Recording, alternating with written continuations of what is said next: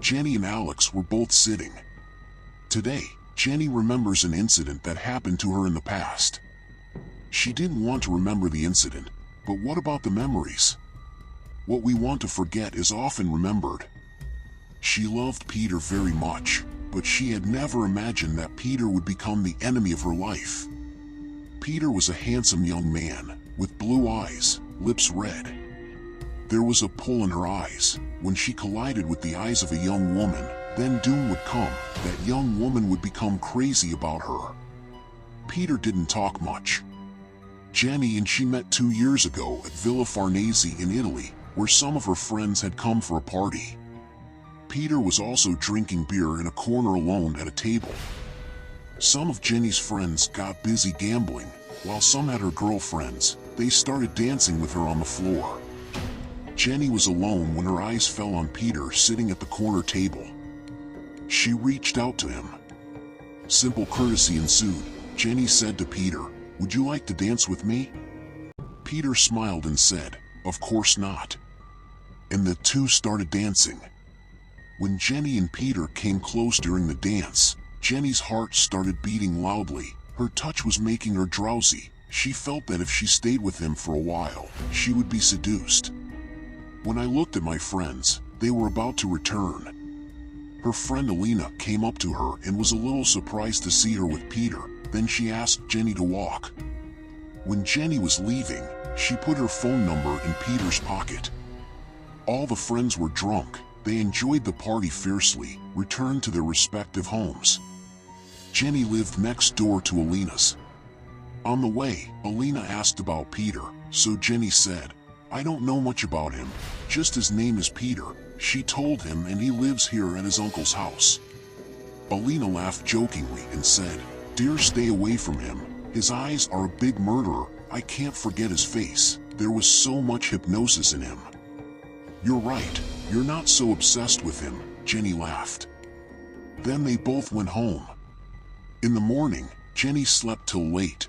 Her mother came and said good morning to her with reproachful words. She woke up in a hurry. It was 9 o'clock in the morning. "I think I'll be late for college today," she muttered as she entered the shower. Mommy was a working woman. She covered breakfast for him on the dining table and left for the office. Her father died in a car accident. Jenny quickly got ready and ran to college. Today in college, she was uncomfortable. She was seeing Peter's face again and again. After a couple of lectures, she came home and lay on her bed thinking about Peter. Then he felt that maybe Peter was not interested in him, and at the same time he started regretting that he gave his phone number in vain. He did not know what he was thinking about it. Thinking, she fell asleep. It was evening and her mother came from the office. She made coffee for Mom today, which Mom was happy to see. Then Mom asked about the party, and Jenny said, "It was a great party, Mommy." Once again Peter's face danced in front of her eyes. She became sad. Then, after talking here and there, his mother went to prepare dinner. 2 days passed. Peter's phone did not come. He thought it was probably his unrequited love. On the 3rd day, when she was going to sleep, her mobile rang. An unknown number was flashing on the screen of the mobile. Hope arose in the corner of the heart. Maybe not Peter. She picked up the phone. A voice from the other side said, "Hello." Jenny said, "Hello, who are you?" "Are you talking to Jenny?" "I'm Peter speaking. We met at the pub that day." Jenny's heart was beating fast. Suddenly, it came out of his mouth, "Where were you? Did not even call for so many days." "What?" said Peter. But he immediately calmed down and said, "Yes, I remember. I've been waiting for your call. I couldn't sleep. Would you go for a walk with me?" asked Peter. "Sure, but I'm going to see my mom." She went into the room and her mother was sleeping.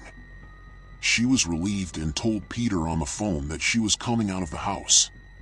Peter was waiting for him outside. Today there was no limit to her happiness. Maybe if she had asked Jesus for something else today, that too would have been fulfilled.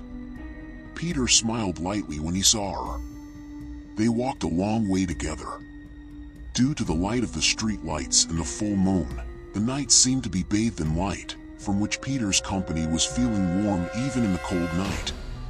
Jenny sat down on a bench on the side of the street tired. Peter paused and said affectionately, "Are you tired?" "Yes, a lot," said Jenny. Peter also came and sat down beside him. Jenny said, "I must go home now." Peter looked at her. Jenny's eyes met. She was lost in the depths of his eyes. Suddenly, Peter's voice woke him up from sleep. He said, "You're right, we need to go back." Jenny went back into the house, peeped into Mommy's room and saw that Mom was fast asleep. She quietly went to her room and slept.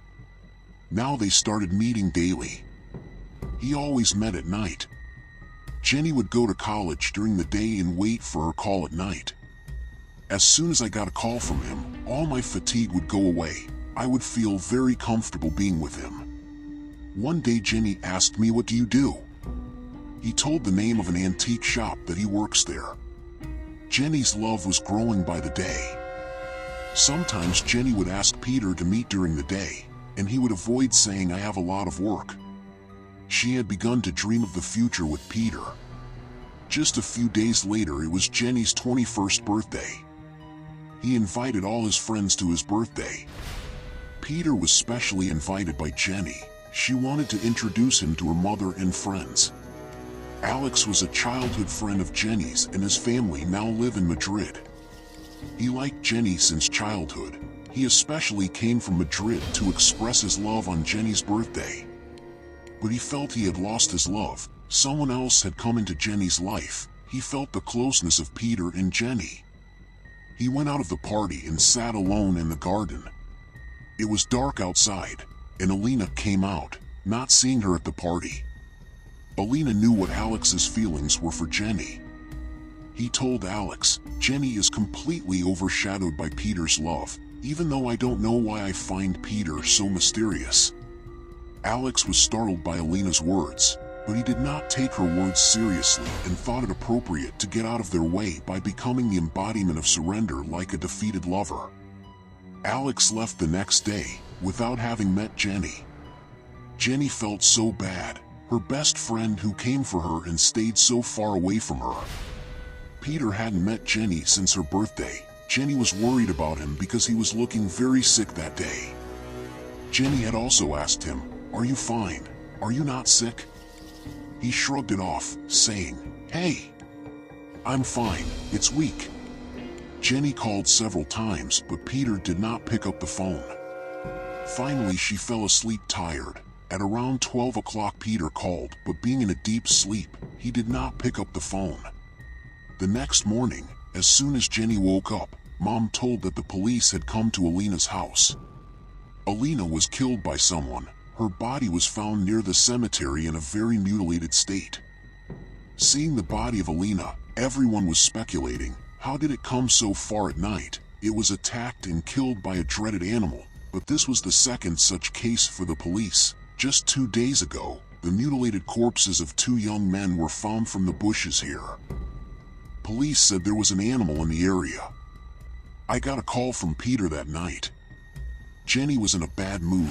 Elina's death shook her badly. She refused to come out. Peter got very angry. Jenny had locked herself in the room. She was not eating. She would cry continuously. If she was tired, she would sleep. Elina was a very good friend of hers. She could not forget her face even for a minute.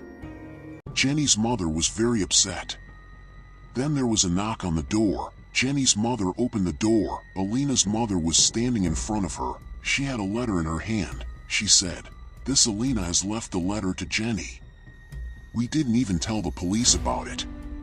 Jenny's mother urged Jenny to open the door several times. Then Jenny opened the door.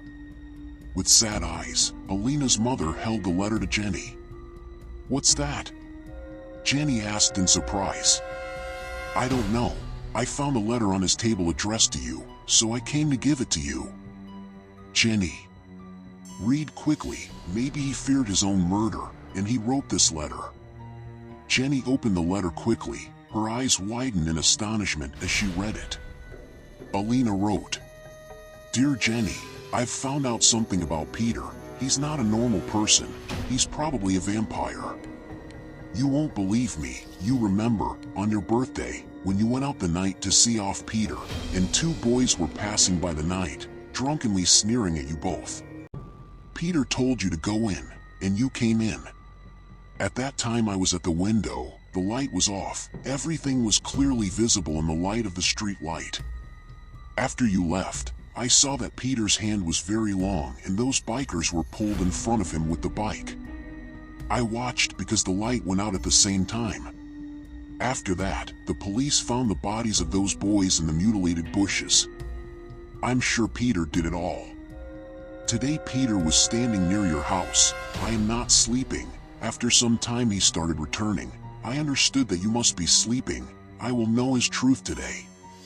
I am going after him. If my suspicions are wrong I will come back, otherwise. Your Elina." Reading Jenny's letter, everyone's senses were shocked. Peter was hard to believe. Jenny was very scared. Now no one could figure out how to get rid of Peter. Jenny's mother Martha asked, "Do you know where Peter lives?"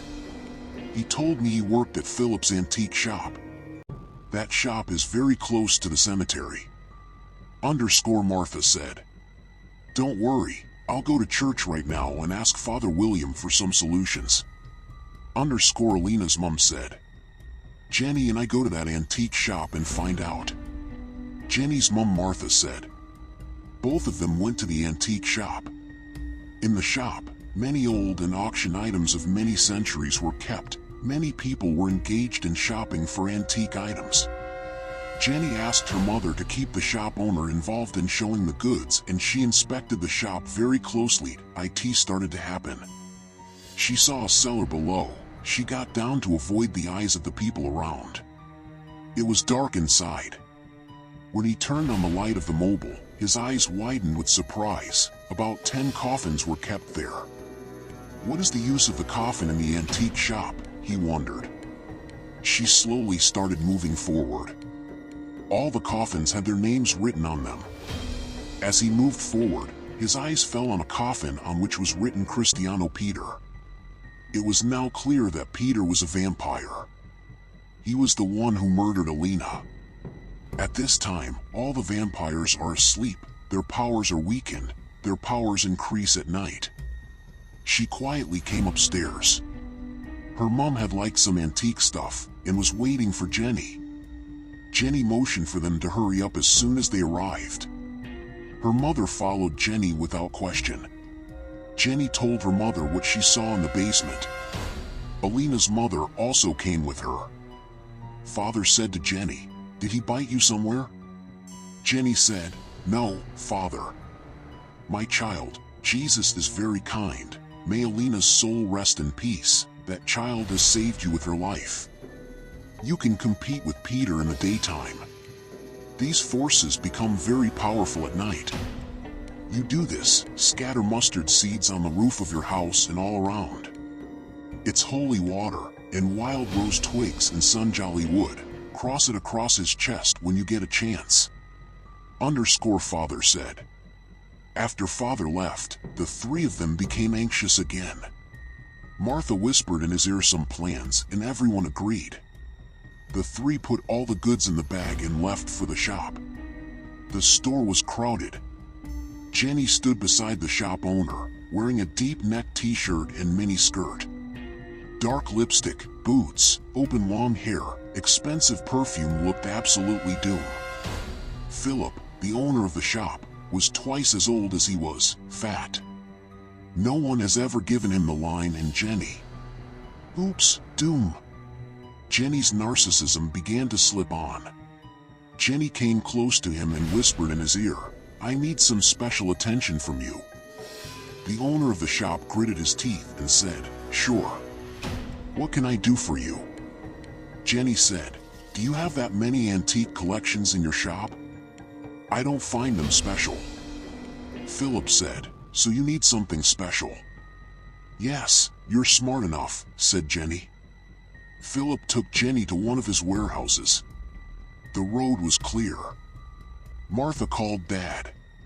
Father was in the cemetery there and immediately reached there. The three went down into the basement. Father sprinkled holy water all around. Then they opened Peter's coffin. His left eye was half open, blood was oozing out of his nose and mouth, his face was distorted. They were fathers and older women, otherwise Jenny would have fainted after seeing this form of hers. As the coffin opened, Peter stood up and quickly fell on the father. He gritted his fangs. Before he hit the holy cross, there was a strong electric shock and he fell back. He gritted his teeth and growled at Martha, "It's all you're doing. You can't come between me and Jenny. I'm going to leave Jenny like me. Jenny and I will be the queens and kings of the vampire world. That day is tomorrow. Jenny is mine. No one can separate him from me." Saying this, he rushed towards Martha, but with the speed of lightning, Elina's mother stepped forward and stabbed Sanjali's wood in her chest. With a loud voice, Peter came to an end. When the people in the shop understood something, the three slowly left and joined the people. Jenny, who was with Philip in the warehouse, left the warehouse as soon as Martha's phone sign of work was done. Philip was screaming. Today he was relieved of a lot of trouble. Martha said, "Friendship with a stranger can be fatal. One should take steps after thinking and examining it." Elina's mother also knew what was in Alex's heart. He told Martha that Alex had loved Jenny since childhood. The boy is also good and well settled. Martha agreed. Jenny and Alex's wedding took place in the church with religious rituals.